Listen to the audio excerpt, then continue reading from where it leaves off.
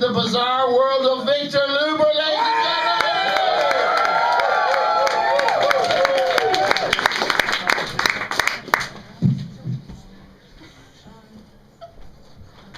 Hi everyone, my name is Victor Luber. Actually, Victor Luber is my stage name. I'm keeping my real name a closely guarded secret to protect myself from any cancellation issues. I've got a feeling you'll probably all understand why pretty soon. Let's just say I've earned a reputation for being a little bit problematic. So doing comedy is my latest midlife crisis activity. My former one, which is still ongoing, is my quest to become an amateur guitarist. I don't seem to be able to crack the whole guitar thing, but I'm trying not to fret about it. It's all well and good playing dad rock, but if you don't even have any kids, I mean, there's really no excuse. So midlife crisis is definitely a thing, but I seem to specialise in crises. My whole life has been one crisis after another. Like most people, my teen years were pretty angst-ridden. Then I went straight from that to my crisis-ridden 20s. Then, as a result of a 30-something crisis, I decided to completely reinvent my life, and I became one of those teaching English as a foreign language chances. And I lived a hedonistic lifestyle in Tokyo and then Bangkok. Then I made the dumb decision to move back to the UK, and I entered the soul-destroying tedium of the corporate world. And so began my 40-something crisis. It's all been downhill from there, really. So you'll be forgiven for assuming that I'm just a regular cisgender guy. But don't be fooled by appearances. I actually identify as double trans, as in trans.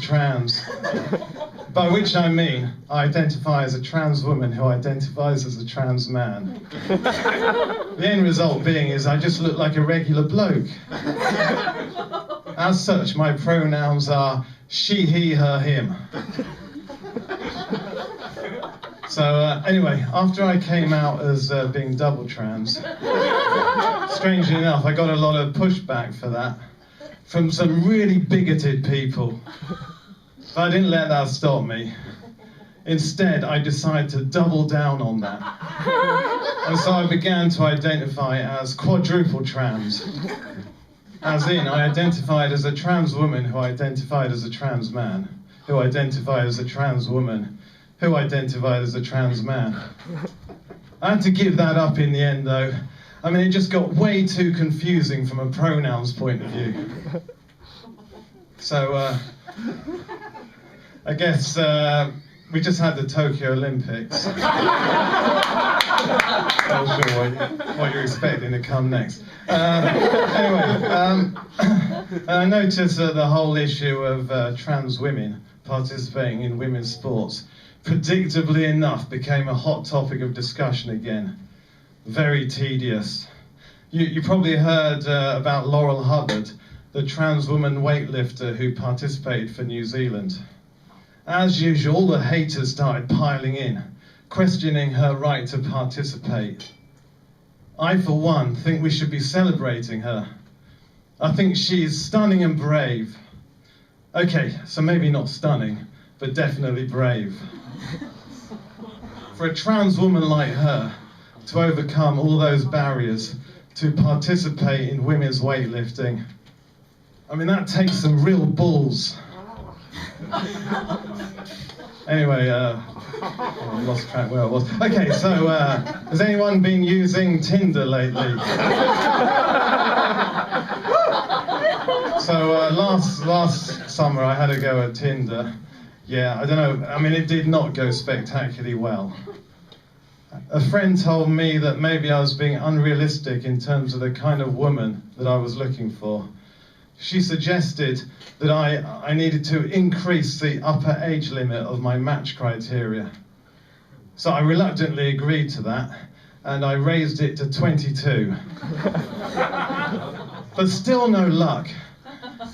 I sadly came to the conclusion that I must be the victim of age discrimination. it's pretty sad that, oh shit, I'm being flashed. It's pretty sad that age discrimination is still a big problem now, but actually it then occurred to me that maybe really I'm the victim of transphobia, because as a double trans person, I could be facing twice as much transphobia as a regular trans person. Is my 5 minutes up, actually? I wasn't sure if that was a flash or what it was. Oh, hang on, I think it is up. Okay, well, you can all breathe a sigh of relief now, everybody, because your 5 minutes in the bizarre world of Victor Luber has now come to an end. So, thank you very much.